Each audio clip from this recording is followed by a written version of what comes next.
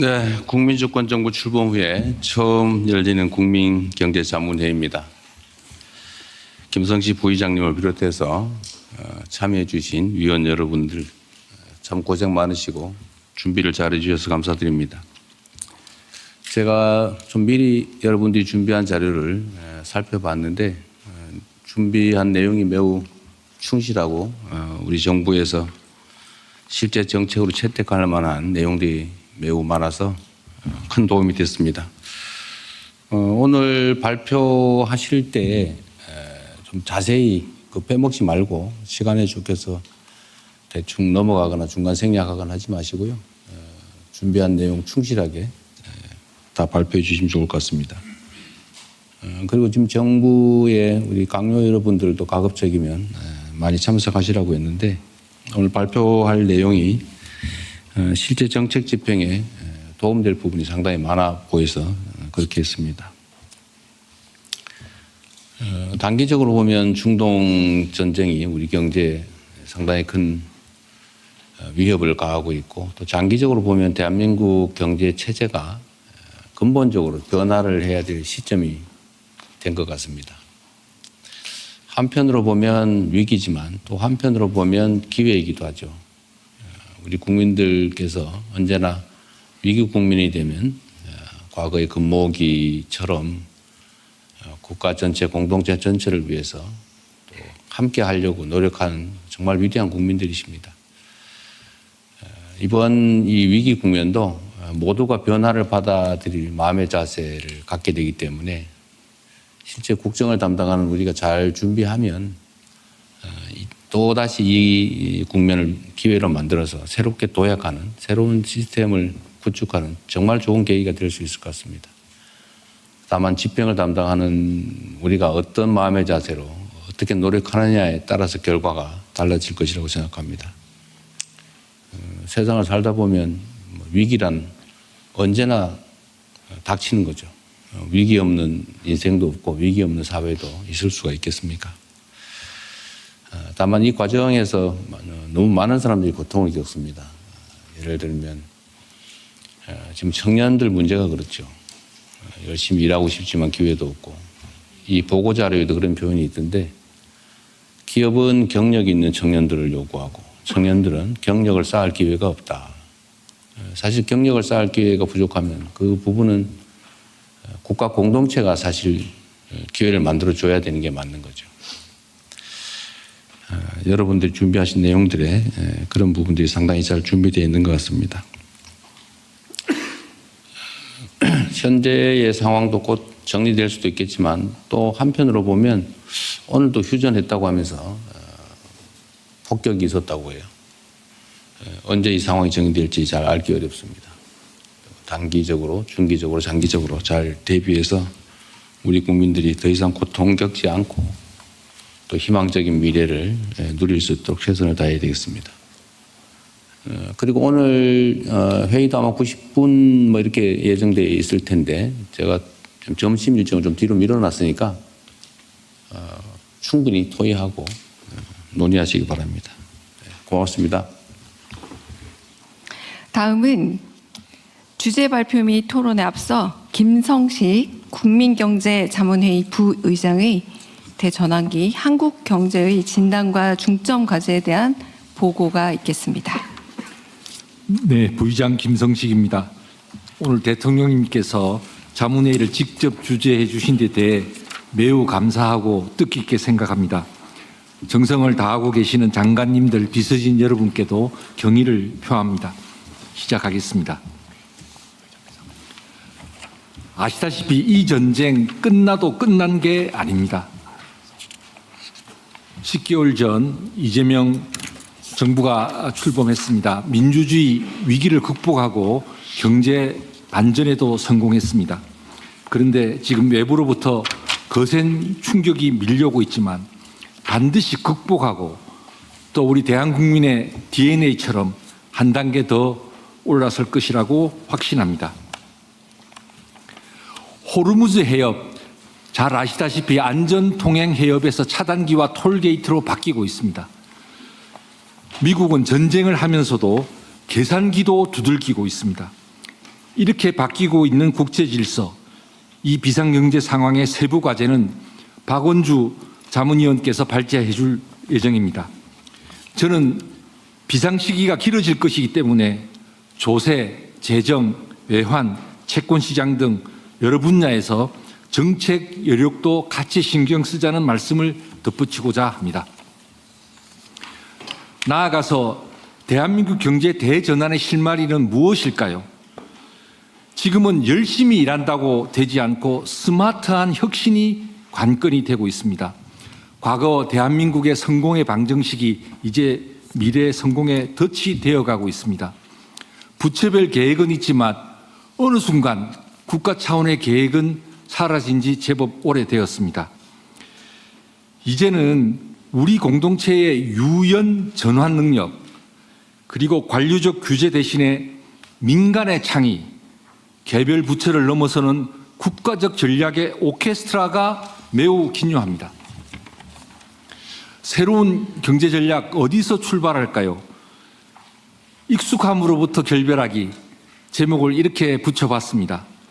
국제관계는 설명을 생략하겠습니다. 정부 주도, 요소 투입 중심, 패스트 팔로우 전략, 이제는 민간의 혁신 주도, 질적 성장, 그리고 분야에 따라서는 퍼스트 무버 경쟁으로 나아가고 있습니다. 나머지는 슬라이드를 참조해 주시기 바랍니다. 참조할 시간도 안 하고 지금 넘기고 있잖아요.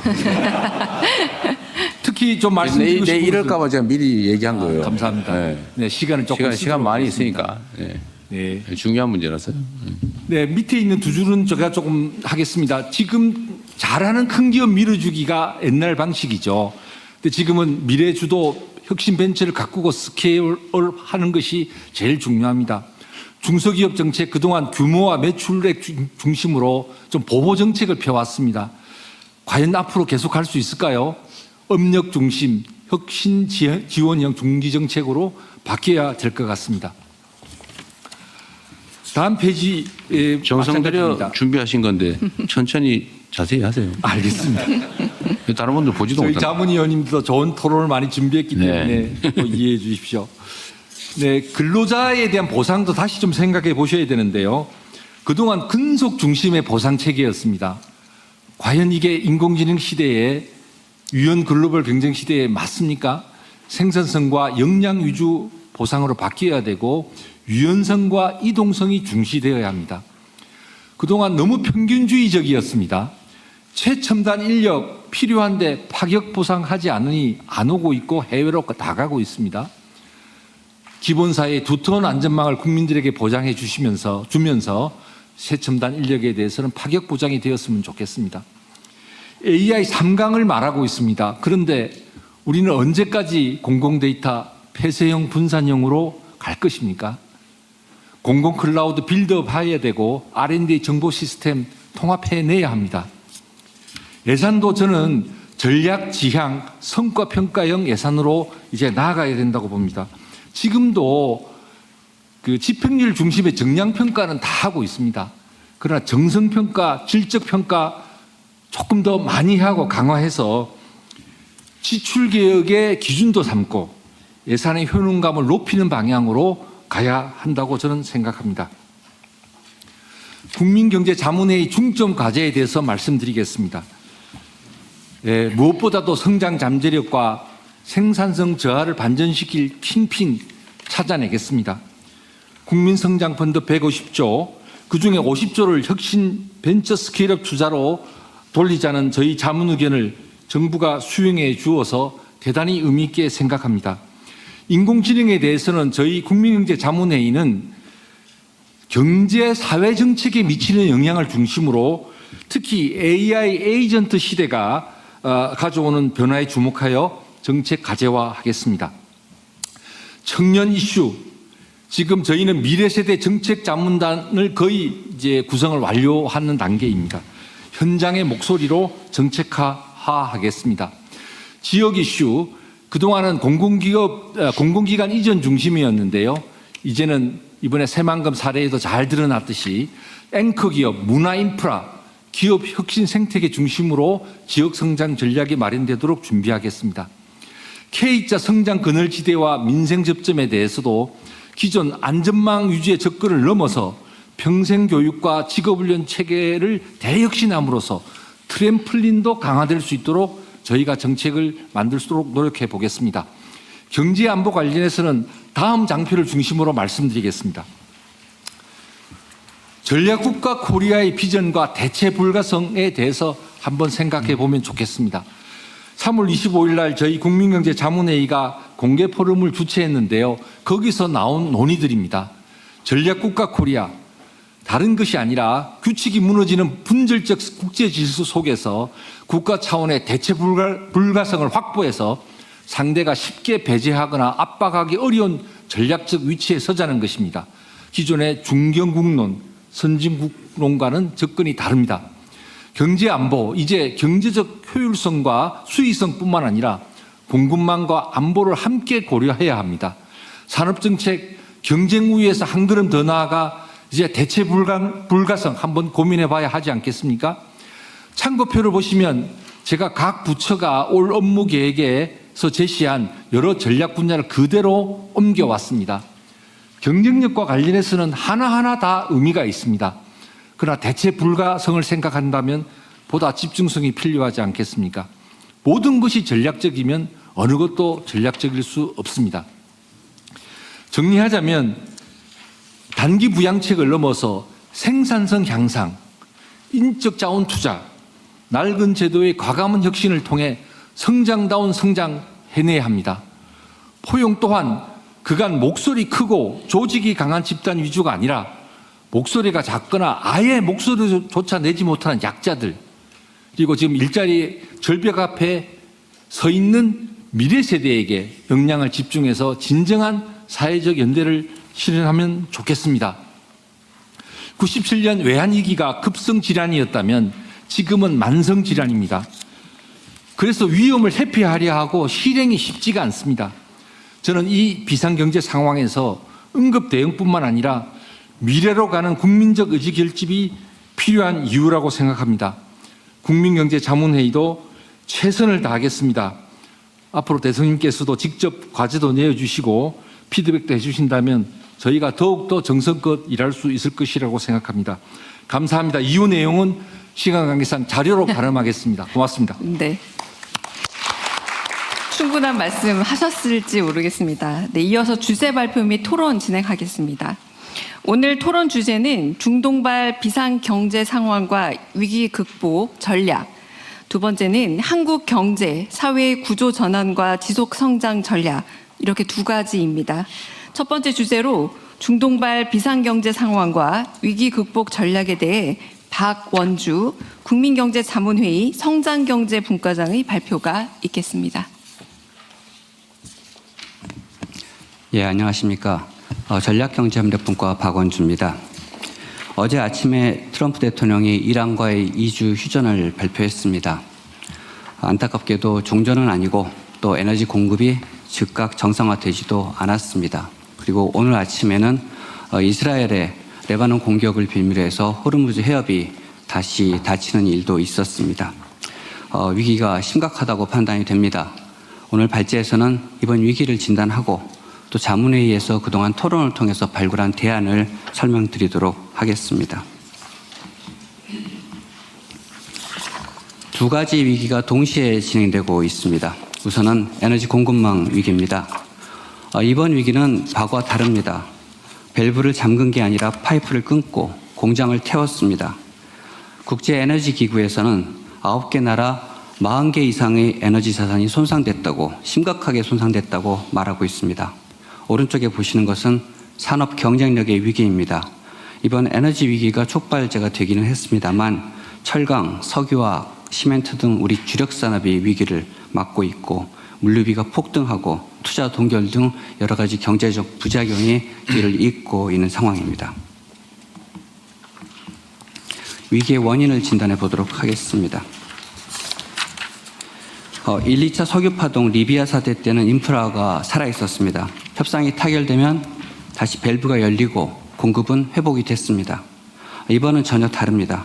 인프라 자체가 파괴됐습니다. 또 휴전이 발표됐다고 하지만 앞으로 어떻게 진행이 될지에 대해서도 낙관하기가 어렵습니다. 우선 인프라 복구에 여러 해가 걸릴 것으로 예상이 되고 있습니다. 두 번째로 오늘도 문제가 되고 있습니다만 이란은 호르무즈에서 통행로를 걷겠다고 고집을 부리고 있습니다. 마지막으로 핵 문제, 우라늄 문제가 여전히 해결되지 않고 있고 이스라엘은 계속해서 독자의 행동을 할 유인을 가지고 있습니다.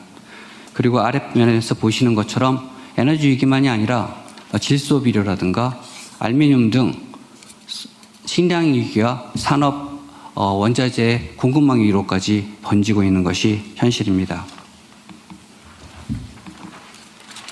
산업 쪽에서 어떤 일이 벌어지는지 조금 말씀드리고 싶습니다. 이번 사태의 전반적인 배경은 근본적으로 미국 우선주의와 패권주의, 그 폐해가 누적된 데서 시작이 된 것으로 보입니다. 동시에 벌어진 일이 WTO가 무력화된 것이고 또 하나는 이번에 우리가 목도하고 있는 에너지 시장의 불안입니다. 앞서 보신 에너지 위기는 원가 급등을 통해서 제조업의 경쟁력을 직격했습니다만 글로벌 현장에서는 여러 나라들이 첨단 산업을 선점하기 위해서 벌써 몇 해 전부터 경합을 지속하고 있습니다. 미국의 경우에는 IRA나 칩스 액트로 첨단 산업에 4천억 달러 이상을 지원하고 있습니다. 일본은 TSMC 팹에 4,760억 엔을 지원해서 불과 28개월 만에 완공에 이뤘습니다. 반면 우리나라 같은 경우에는 용인 클러스터의 계획을 발표하고 6년이 지나서 겨우 착공을 했습니다. 우리 반도체의 점유율이 지금은 30%대를 점하고 있습니다만 32년에는 9%까지 떨어질 거라는 우려가 있습니다. WTO 규범이 사실상 해체되는 정도로 약화된 상태에서 다른 나라들이 이미 룰을 어기고 있는데 우리는 사실은 모범생의 역할을 하고 있습니다. 이렇게 열린 공간을 지금 활용할 필요가 있다고 생각합니다. 2주 휴전 기간이 골든타임이라고 생각합니다. 이 기간 동안 에너지 물량을 최대한 확보해야 됩니다. 호르무즈가 지금 열리지 않고 있습니다만 열리는 즉시 유조선을 투입해야 됩니다. 러시아나 이란산 원유와 LNG를 긴급하게 확보를 해야 되고 납사는 중국과 러시아 등으로부터 최대한 들여와야 합니다. 두 번째는 원전의 활용입니다. 정비 일정을 조정해서 올겨울에는 원전을 최대한 가동해야 할 것이고 설계 수명이 종료된 원전에 대해서도 한시적으로 계속 운전을 할 수 있는 근거를 마련해 두어야 합니다. 석유류 최고가격제 같은 경우에는 위기 초기에 국민들이 놀라지 않고 민생을 영위할 수 있도록 시장을 안정화시키는 데 결정적으로 기여를 했습니다. 하지만 이 위기가 장기화될 것으로 예상이 되고 있는 만큼 지금부터는 단계적으로 철회를 할 필요가 있다고 생각합니다. 취약계층에 대해서는 에너지 복지를 통해서 지원하는 것이 가장 바람직할 것으로 생각됩니다. 세 번째는 기업에 대한 긴급 지원입니다. 이번에 준비되는 추가 경정 예산 26조 2천억 원을 에너지, 민생, 그리고 중소기업의 유동성에 우선 집행해야 됩니다. 그리고 수출기업들이 많은 어려움을 겪고 있는 물류 문제를 해결하기 위한 물류비 지원, 그리고 전기요금의 합리적 조정도 필요합니다. 그 외에 호주 같은 나라에서 시행을 하고 있습니다만 대중교통의 한시 무료화도 이제 생각해 볼 필요가 있지 않나 생각하고 있습니다. 중기대책입니다. 정유 설비의 유연화가 우선되어야 합니다. 임시투자 세액공제를 비중동산 원유를 처리할 수 있는 설비를 개조하는 데 파격적으로 적용해 줄 필요가 있습니다. 지금 우리나라는 중진류 중심의 처리 설비를 갖고 있어서 미국이나 기타 경질유를 생산하는 나라로부터 들어오는 원유를 처리하는 데는 대단히 불리합니다. 인도네시아, 말레이시아, 베트남, 호주와 같은 나라들은 호르무즈를 완전히 우회하는 경로입니다. 이쪽으로부터의 원유 확보에도 신경을 써야 됩니다. 전략 비축은 120 이상으로 확대하고 싱가포르의 암굴 비축 시설에 우리 자체의 해외 거점을 만들어서 위기 시에 7일에서 10일 이내에 들어올 수 있게 하는 것도 필요합니다. 해외 자원 개발이 사실은 여러 정부의 아픈 손가락이었습니다만 지금까지의 단순 채굴이 아니라 현지에서 고부가가치화까지 할 수 있게 하여 현지 정부도 도와주고 또 그것이 우리에게 오프테이크 권한으로 이어져서 필요할 때 언제든지 들어올 수 있는 그런 형태의 상생형 자원개발 협력으로 전환해서 확대해야 합니다. 동맹은 원칙, 에너지는 예외, 이런 방식으로 우리 에너지 예외의 기조를 좀 바꾸었으면 합니다. 1973년에 우리나라는 서방과 한 몸이면서도 친아랍 성명을 발표했습니다. 일본의 경우에는 사할린2 가스전을 동맹에 협력을 하면서도 확보하는 노력을 계속했습니다. 동맹 안에서도 에너지는 실용적 예외를 만들어야 합니다. 중장기 대책입니다. 우선 구체적이고 신뢰성 있는 전력 인프라 로드맵을 조속히 제시해야 됩니다. 산업정책에서는 임시투자 세액공제를 확대하고 규제를 유예하고 보조금 감세 등 가능한 모든 수단을 집중 투입해서 전력과 물, 도로, 항만 등 인프라를 확충하고 또 AI 반도체나 배터리와 같은 전략 기술을 선점해야 합니다. 그리고 소재 부품 장비의 제조 생태계를 고도화할 필요도 있습니다. 또한 규제와 같은 정부 정책을 보다 투명하고 예측 가능하게 해야 됩니다. 마지막으로 통합 컨트롤 타워에 대해서 말씀드리도록 하겠습니다. 사실상 화석연료와 전기가 나뉘어 있습니다. 우리나라에서 이러한 행정 구조로는 이번과 같은 위기를 대응하는 데 어려움이 좀 있을 것으로 우려가 됩니다. 이번 문제를 해결하기 위해서는 두 부처만 필요한 것이 아니라 재경부, 외교부, 금융위 등 수없이 많은 부처의 실행이 실시간에 맞물려서 돌아가야 됩니다. 그래서 대통령실 중심의 컨트롤 타워가 조속하게 작동해야 된다라고 생각하고 있습니다. 일본의 수출 규제가 소부장 육성의 모멘텀이 됐습니다. 요소수 대란이 공급망 다변화의 출발점이 됐습니다.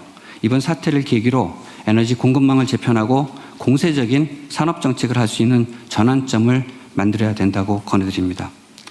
전체 건의사항을 이 표로 정리를 했습니다.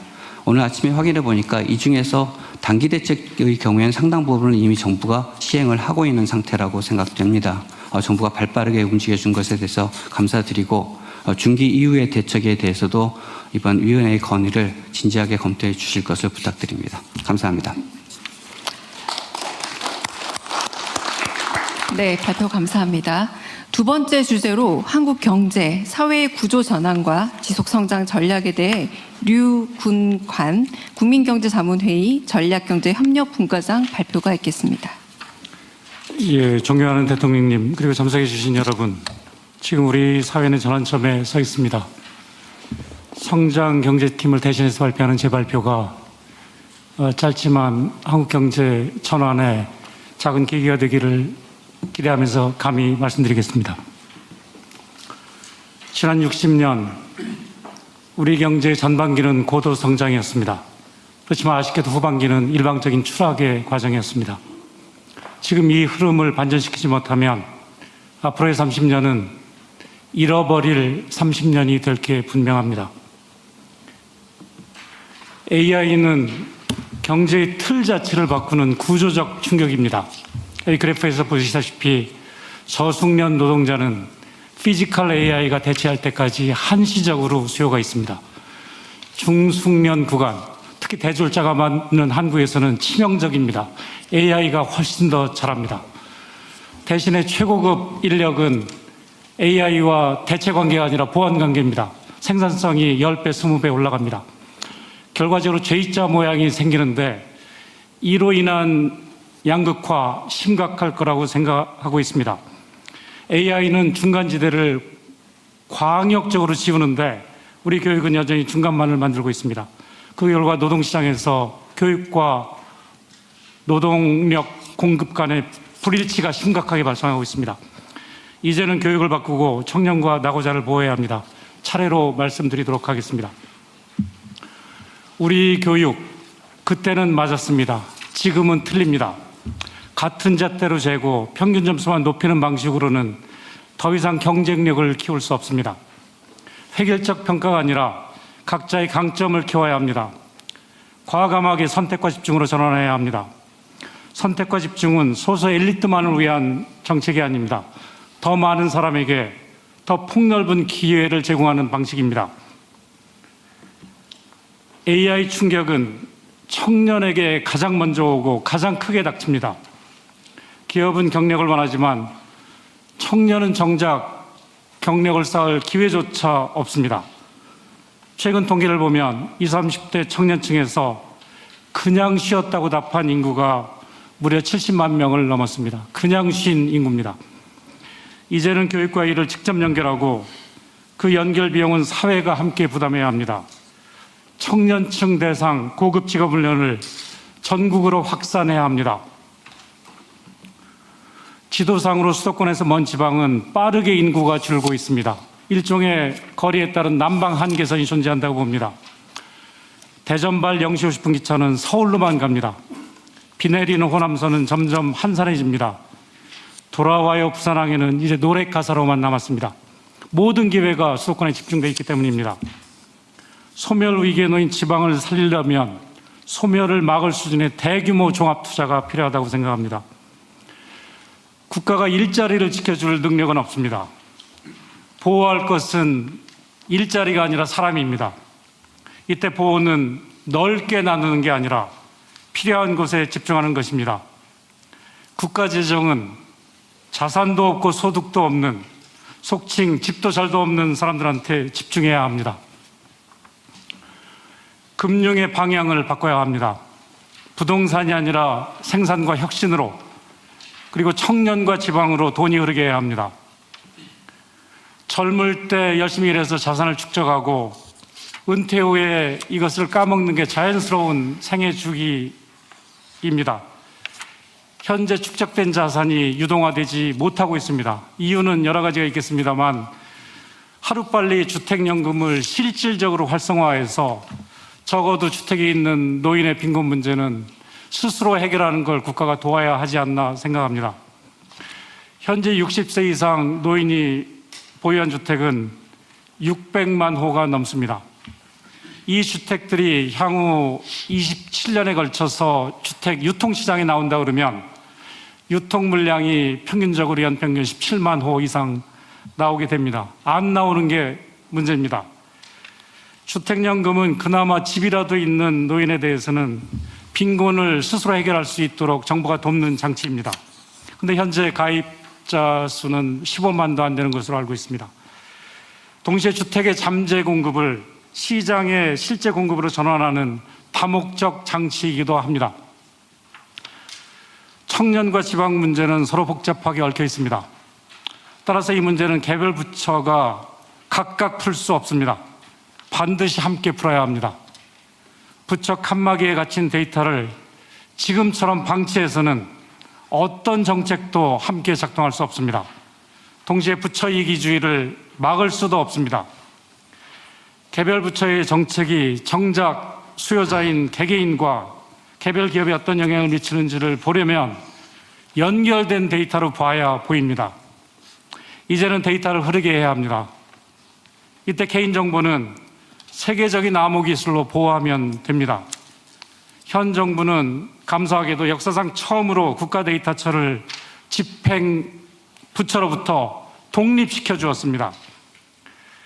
이제 남은 것은 데이터 연구와 조정 권한의 귀속입니다. 데이터 통할 권한, 여러 부처가 주장하는 걸로 알고 있습니다. 당연히 국가데이터처에 부여해야 된다고 생각합니다. 집행과 측정은 분리되어야 되기 때문입니다. 참고로 조선왕조실록은 왕권으로부터 분리돼서 기록됐습니다. 그래서 힘이 있었습니다. 마무리하겠습니다. 청년이 좌절하면 미래가 없고 지방이 무너지면 대한민국이 없습니다. 이 문제는 더 이상 미룰 수 없습니다. 지금 행동으로 옮겨야 된다고 생각합니다. 예, 감사합니다. 발표 감사합니다. 먼저 첫 번째 주제 발표와 관련해 토론을 시작하겠습니다. 이번 중동 사태 이후에 에너지 공급망을 안정화하는 문제가 주요 현안으로 대두하고 있습니다. 중동발 비상경제 상황에서 에너지 위기를 극복하고 에너지 강국으로 발돋움하는 방안에 관련해서 의견 있으신 분은 자유롭게 손을 들어주시면 제가 지목 드리겠습니다. 네, 손 들어주시면 제가 발언 순서 드리겠습니다.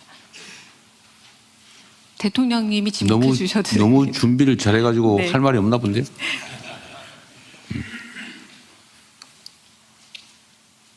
네, 그러면은 김양희 국민경제자문회의 경제안보분과장 먼저 질문하시겠습니다. 예, 제가 분과장이기 때문에 먼저 매를 맡겠습니다.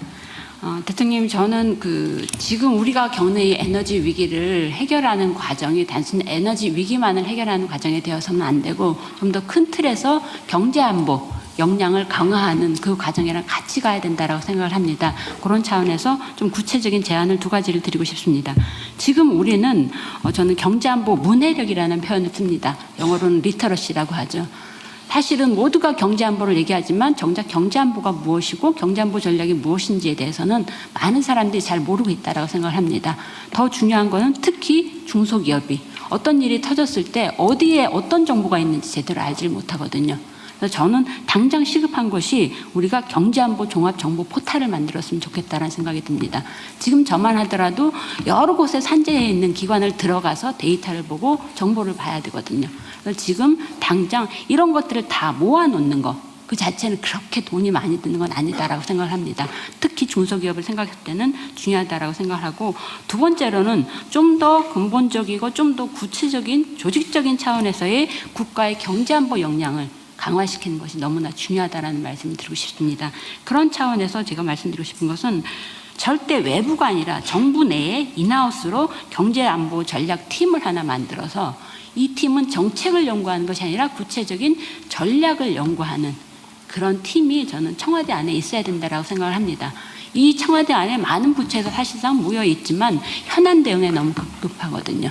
그런데 여기는 조금 한 발짝 뒤로 물러나서 각 부처에서 온 분들이 부처 간 칸막이를 최대한 낮추고 서로 긴밀하게 토론하고 협의하면서 구체적인 전략을 조금 더 한 발 떨어져서 중장기 전략까지도 고민할 수 있는 그런 경제안보 전략팀을 만드는 게 중요하다고 생각을 합니다. 축구의 리베로 포지션이 있잖아요. 축구의 리베로는 공격과 수비를 자유롭게 할 수 있는 그런 포지션이죠.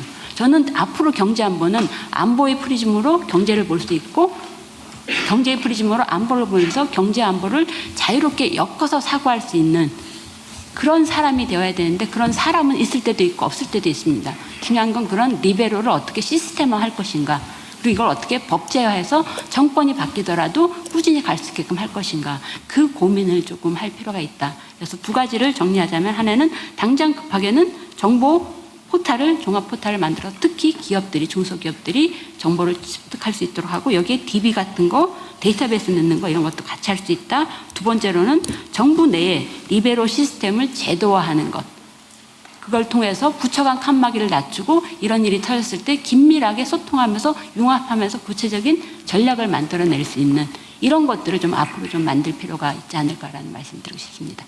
네, 좋은 지적이십니다. 근데 정보 포털 문제는 사실은 정보가 너무 많아서 문제 아닌가요? 문제는 이걸 얼마나 쉽게 접근해서 쉽게 취할 수 있느냐인데, 결국은 이것도 인공지능화하는 게 제일 관건인 것 같아요.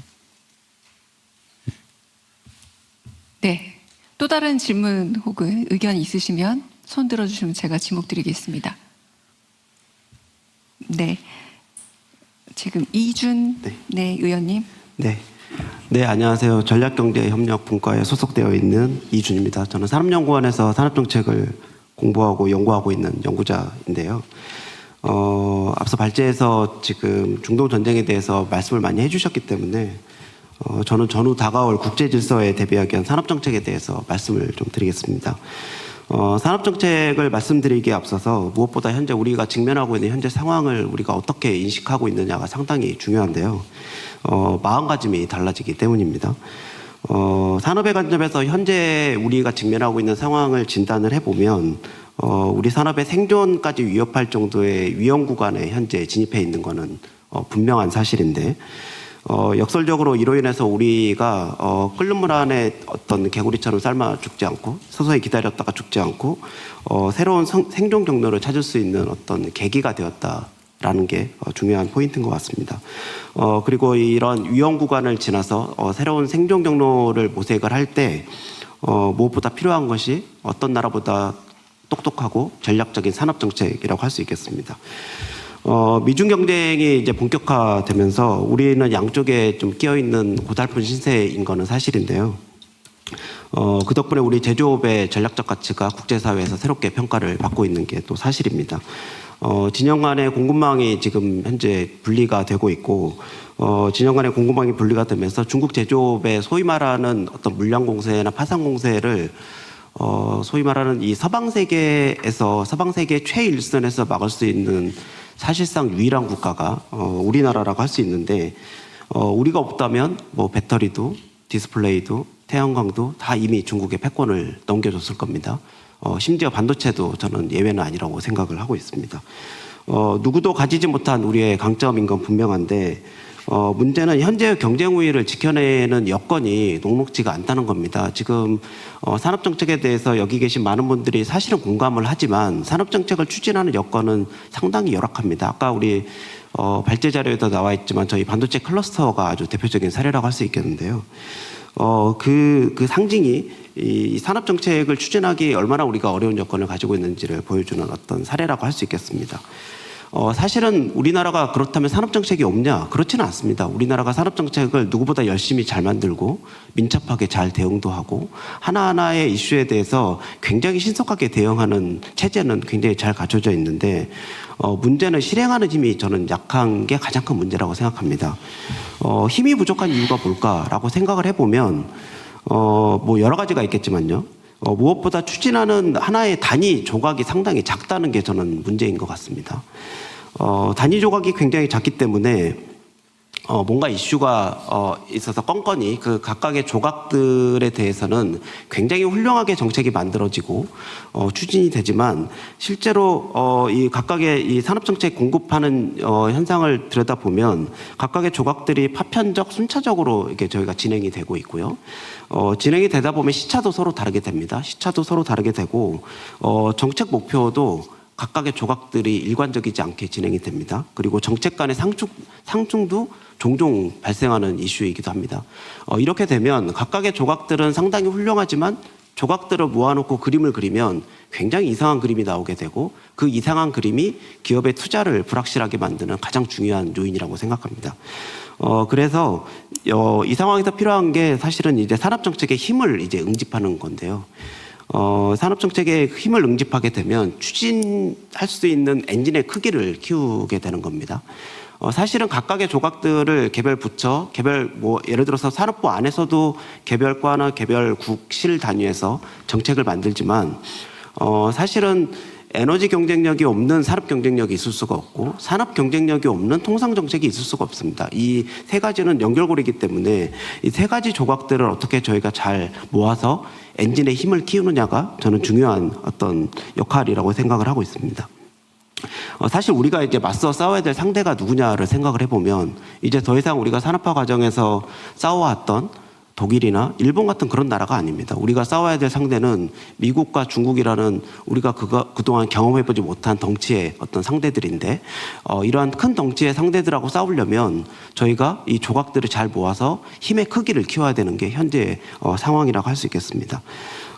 그래서 산업정책을 일종의 좀 선단형 형식으로 좀 조각을 모을 필요가 있고요. 뭐 선단형이 될 수도 있고 어떤 피라미드형이 될 수가 있는데, 덩치를 키워서 동시에 발전시키는 게 상당히 중요합니다. 그래서 이렇게 해야만 보조금이나 생산 촉진 세제를 주더라도 우리가 필요한 곳에 필요한 효과를 낼 수 있는 정책을 만들 수 있지 않을까 생각을 합니다. 그리고 더 중요한 거는 이렇게 만들어진 힘을 이제 어디다 쓸 거냐인데, 저는 이 만들어진 힘을 결국은 특정한 공간에 써야 된다고 생각합니다. 아까 우리 그 경제안보에 대한 중요성을 이야기해 주셨지만, 경제안보 시대의 가장 큰 민치피는 일종의 이런 첨단 전략산업의 공급 허브를 저희가 갖는 건데, 이 공급 허브는 결국은 특정한 공간이 될 수밖에 없고, 이 특정한 공간에 저희가 산업 정책을 집중해서 공급해야 됩니다. 산업 인프라도 집중해서 공급해야 되고요. 다만 여기에서 중요한 거는 이 특정한 공간이 어떤 역할을 해야 되냐면, 글로벌 경쟁에서 싸워서 이겨야 될 공간입니다. 이게 단순히 지역이어서 가는 게 아니고 그 지역에 어떤 잠재력을 가지고 글로벌 경쟁에서 싸워서 승리할 수 있는 공간, 그게 가장 큰 전제 조건입니다. 가령 신주과학단지보다 조금 더 좋은 경쟁력을 갖춘 잠재력을 어디선가 제시를 한다면 그게 바로 우리 첨단 반도체 클러스터의 입지입니다. 지금 현재 논의되고 있는 여러 가지 구조는 이 전제 조건을 사실은 저희가 크게 다루지 않고 단순히 지역이어서 수도권이 아니어서 균형을 하기 위해서 나간다는 여러 가지 이야기를 하고 있지만, 더 중요한 전제 조건은 그곳에 가서 우리가 승리할 수 있는 여건을 갖추는 게 가장 중요한 전제 조건이라고 생각합니다. 네, 이상으로 발표를 마치겠습니다. 네. 네, 또 다른 의견 받겠습니다. 정인섭 의원님. 예, 경제안보분과의 정인섭입니다. 저는 기업에서 일을 하고 있기 때문에 조금 이번 사태를 한국의 중장기적인 새로운 에너지 산업의 기회로 삼을 수 있는 관점에서 조금 말씀을 드려볼까 합니다. 호르무즈가 막히면서 원유가 공급이 차질을 빚게 되면 원유가 가지고 있는 여러 가지 속성이 있습니다. 산업 원료로서의 속성입니다. 지금 납사 문제가 되듯이 이 문제는 사실은 대체가 불가능합니다. 그래서 저희는 다양한 공급원, 수입원을 미국, 캐나다, 호주, 동남아 이렇게 다양하게 수입원을 유지하는 것이 필요할 것이라고 보고요. 나머지 그 원유의 기능 중에 수송 연료나 난방 수요로 쓰이는 에너지원으로서의 기능들은 저는 앞으로 전기화의 시대라는 새로운 개념이 나올 거라고 생각을 하고 있습니다. 전기화의 시대라는 건 우리가 사용하는 에너지가 전기로 수렴될 수 있다는 개념이고, 이 전기화의 시대의 전기는 생산, 저장, 유통, 소비 전 과정에 탄소를 동반하지 않는 새로운 기술이 필요합니다. 그럼 이런 시대를 만들려면 저희가 신재생 에너지 기반의 새로운 에너지 정책이 필요한데요. 근데 한국은 안타깝게도 태양광이나 풍력이나 모든 그 에너지 자원, 신재생 에너지 자원도 좋지가 않습니다. 이런 상황에서 우리가 이걸 돌파할 수 있는 길은 다른 나라가 가지지 못한 새로운 기술들을 집중 육성해서 저희가 반도체나 다른 산업에서 혁신을 이뤘듯이 새로운 기술 중심의 R&D 전략이 필요하다고 생각하고요. 예를 들면 풍력 같은 경우에 지금 이미 선진국들은 15메가 이상의 풍력 터빈을 개발하고 상용화하고 있습니다. 한국은 아직 8메가 정도에 그치고 있고, 해상 풍력은 대한민국에서 유틸리티 스케일, 그러니까 발전소 크기의 신재생 에너지를 할 수 있는 저는 유일한 대안 중에 하나라고 생각합니다. 유일한 대안이라고 생각합니다. 그래서 풍력 같은 경우에는 15메가 이상의 풍력 터빈, 태양광 같은 경우에는 페로브스카이트라는 새로운 기술이 있습니다.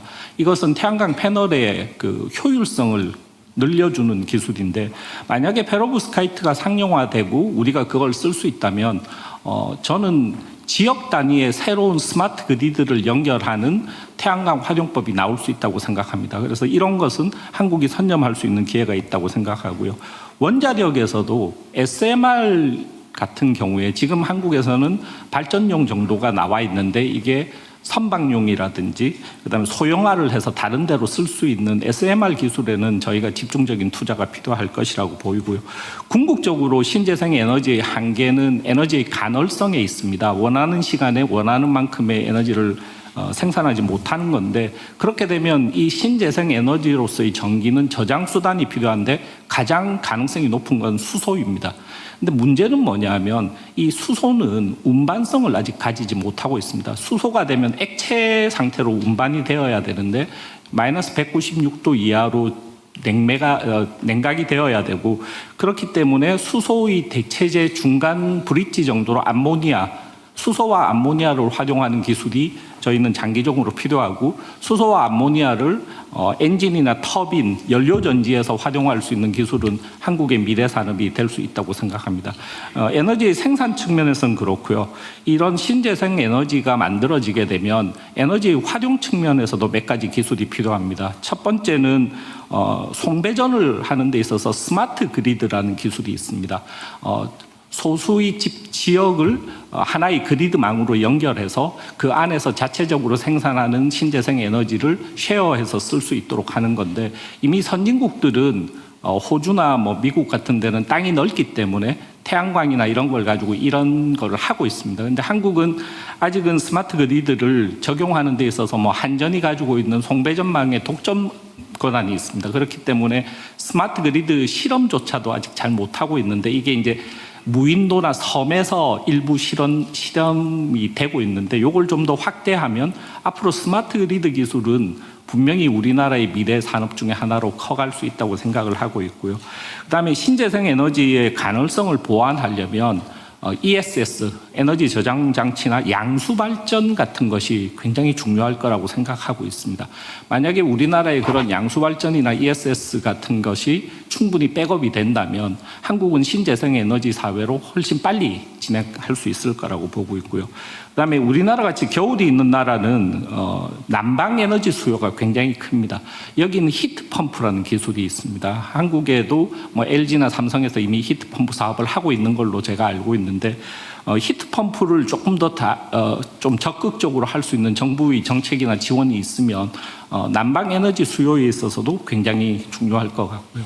그리고 마지막으로 그러면 한 번에 우리가 지금 현재 화석연료의 시대에서 신재생 에너지로 한 번에 갈 수 있느냐? 그렇지는 못하다고 생각합니다. 그러면 중간에 브릿지 에너지원으로서 LNG 발전이 저는 꼭 필요할 것 같습니다. 특히 부하 추종 전원이라고 해서 에너지의 수요가 이렇게 왔다 갔다 할 때 그 수요를 딱 맞춰주는 기술이 결국은 LNG 발전만이 현재는 가능하거든요. 그러면 LNG 발전을 가지고 그렇게 이용을 하다가 나중에 LNG 터빈, LNG 발전소를 아모니아나 수소를 쓸 수 있는 발전원으로 아주 손쉽게 전환을 할 수가 있습니다. 그래서 이 에너지라는 위기가 저희한테 닥쳤을 때 저희는 새로운 기회를 찾아야 된다고 생각하고 한국이 할 수 있는 것은 제가 생각할 때는 기술을 먼저 선점하는 거라고 생각합니다. 이 기술을 선점한다는 건 기업 차원에서도 할 수 있겠지만 정부의 정책적인 지원과 기업의 노력이 같이 가야 된다고 생각하고 있습니다. 네, 이상입니다. 네. 네, 이어서 두 번째 주제로 한번 넘어가 보겠습니다.